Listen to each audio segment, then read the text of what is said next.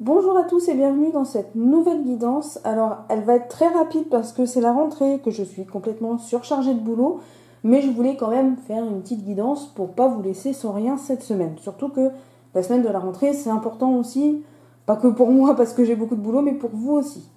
Donc, aujourd'hui, on va juste se contenter d'un tirage général avec le Yagal Didier et de sélection de cartes avec 3 tas, comme on fait d'habitude, juste avec le Béline. Ça ira plus vite pour moi et pour vous, vous avez quand même relativement assez d'informations pour survivre aux énergies de cette semaine. Voilà. Donc on commence tout de suite. Alors, nous avons les renards qui sont de nouveau parmi nous. Nous avons l'étoile, ce qui est pas plus mal. Nous avons le lion, la foudre, ok, et le voyage. Bon. Eh ben écoutez, on a nos renards qui sont revenus. Ça faisait quand même vachement longtemps qu'ils n'étaient pas là. Hein? Et qu'est-ce qu'on a envie de leur dire à ces renards? On a envie de leur dire de prendre le bateau là, qui est sur la carte du voyage et de s'en aller.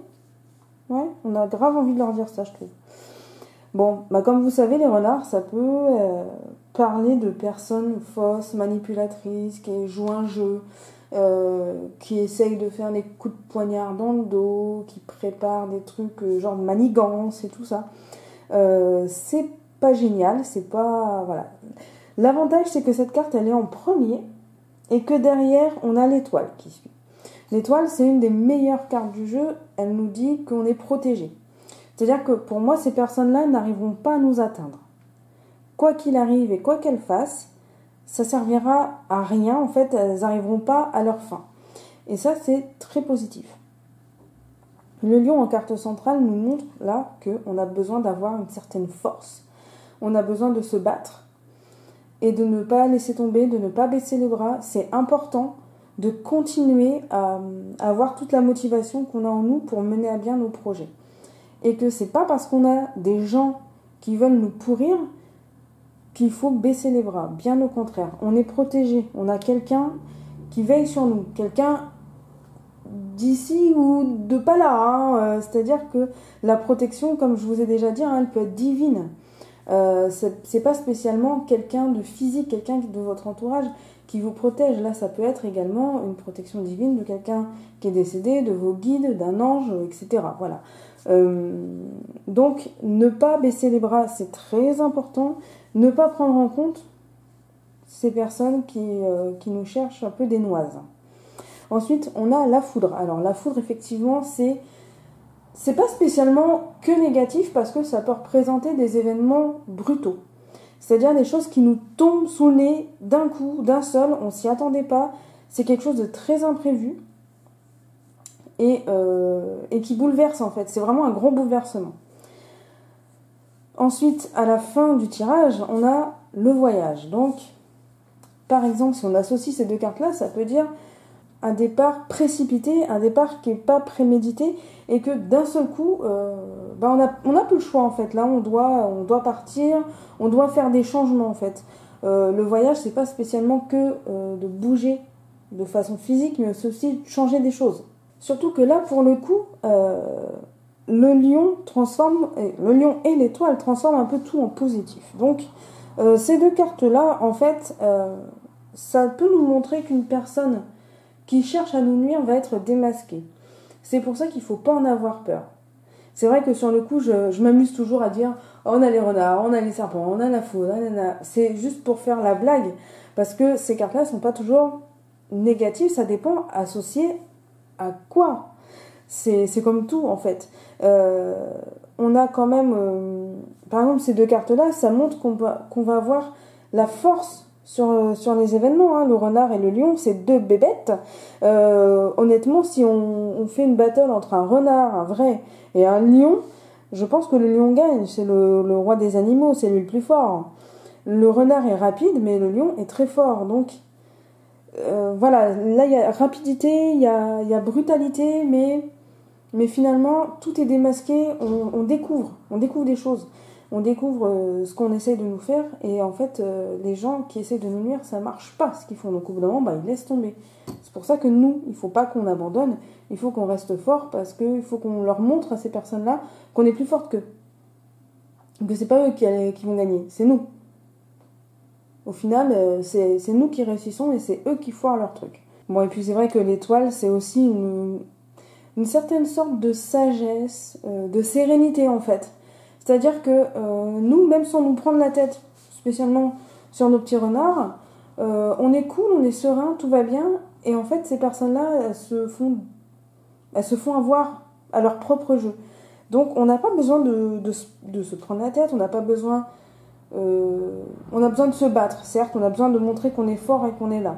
Et de pas faiblir devant l'ennemi. Alors c'est un bien grand mot quand je dis ça.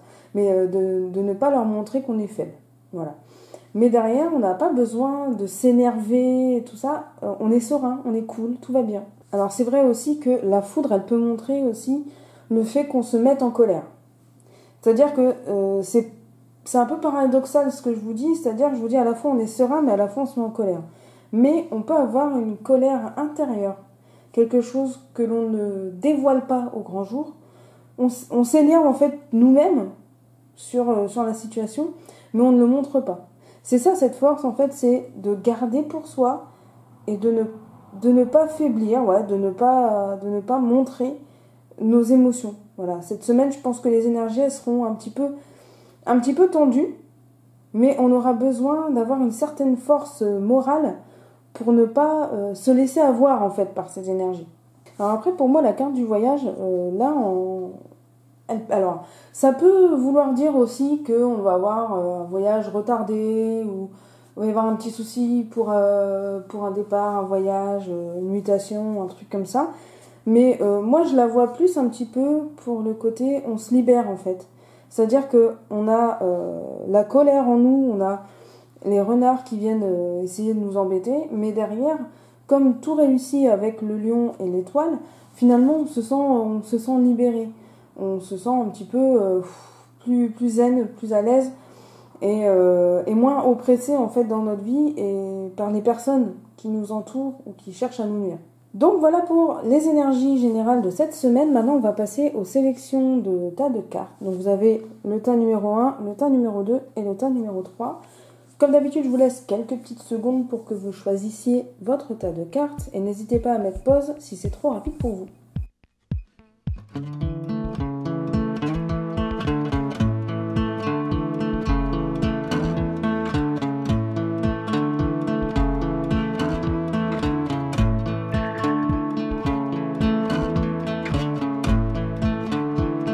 Voilà, j'espère que vous avez bien choisi votre tas de cartes. On commence avec le tas numéro 1 et nous avons les présents et la femme. Alors ça, très clairement, ça nous montre que on peut recevoir quelque chose de la part d'une femme. Recevoir quelque chose, c'est pas spécialement matériel, ça peut être spirituel, intellectuel, financier, ça peut être des tas de choses. En tout cas, c'est quelque chose qui est donné ou offert ou fait avec le cœur et qui n'est pas fait par intérêt. C'est ça qui est très important, c'est que la chose ne soit pas faite par intérêt. C'est-à-dire qu'il n'y a pas d'idée derrière la tête, c'est pas fait pour que vous fassiez quelque chose aussi pour cette personne. Donc, c'est quelque chose qui vient vraiment du cœur. Ça peut être aussi une gratification, en fait, quelqu'un qui vous fait un compliment. Ça peut être dans le travail, quelqu'un qui vous donne plus de responsabilités parce qu'il estime que c'est bon, c'est nécessaire, que vous avez assez de potentiel en vous pour arriver à ça. Voilà, c'est un don qui vient, on va dire, du cœur, qui est fait pour vous arranger vous, pour vous faire plaisir, pour vous faire sourire, pour vous remonter le moral, enfin, pour X raisons, mais en tout cas, qui est fait sans arrière-pensée. Ensuite, le tas numéro 2, nous avons les nouvelles et la réussite. Donc là, clairement, est-ce que vraiment j'ai besoin d'expliquer ? Oui, parce que c'est un petit peu mon métier. Si vous attendez quelque chose depuis un petit moment, que vous attendez une réponse en fait. On pourrait vous apporter une réponse positive. Et si vous n'attendez rien de particulier, eh bien, peut-être qu'une bonne nouvelle va arriver, ou quelque chose de nouveau dans votre vie, hein. Ça peut être sentimental, ça peut être financier, peu importe. Mais en tout cas, c'est quelque chose de nouveau, quelque chose que l'on vous annonce ou qui vous arrive et qui est très positif. La réussite, elle est là pour nous dire que des fois, on attend beaucoup pour quelque chose, mais c'est pas plus mal parce que vaut mieux attendre pour quelque chose de bien que d'avoir rapidement quelque chose de pas bien. Voilà. Et bien là, c'est parfaitement le cas. Pour le coup, la carte des nouvelles, je vous dis, elle annonce quelque chose de nouveau. Ça peut être ne serait-ce qu'un courrier qui vous annonce une bonne nouvelle, mais ça peut être quelqu'un de nouveau qui rentre dans votre vie, tout simplement. Mais en tout cas, ça sera clairement une réussite et ça sera très bon pour vous. Ensuite, le tas numéro 3, nous avons le retard et l'union. Alors là, le retard et l'union, ça peut nous parler dans le professionnel d'un contrat qui peut avoir un petit peu de retard. Ça peut être aussi, par exemple, dans votre relation amoureuse, quelque chose qui prend un petit peu de retard, voilà, qui traîne un peu. Ou alors tout simplement qui est reporté. Ces deux cartes-là, elles nous parlent aussi des fois d'un manque de spontanéité. C'est-à-dire que dans les échanges qu'on peut avoir avec des gens, c'est pas spécialement que dans le couple, hein, ça peut être avec les amis, avec la famille, ou les collègues, ou peu importe. Des fois, en fait, on ne dit pas tout, on ne se dévoile pas assez. On manque un petit peu, voilà, de spontanéité et du coup, ça peut faire en sorte qu'on se fasse mal comprendre, tout simplement, qu'on soit mal compris. Et ça peut jouer en notre défaveur. Donc, le retard et l'union, voilà, ça veut dire deux choses à la fois. Ça peut aussi vouloir dire simplement un léger décalage.